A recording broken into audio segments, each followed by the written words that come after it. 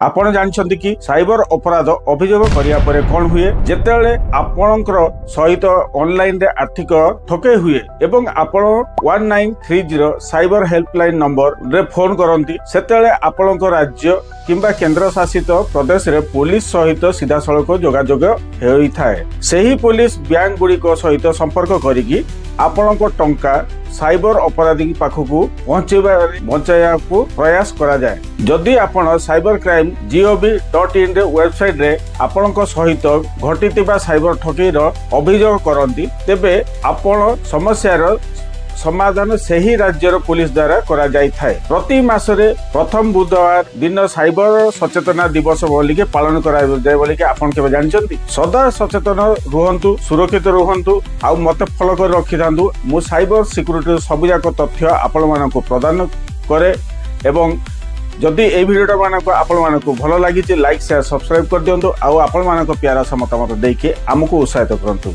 Jai Hind, Jai Bharat.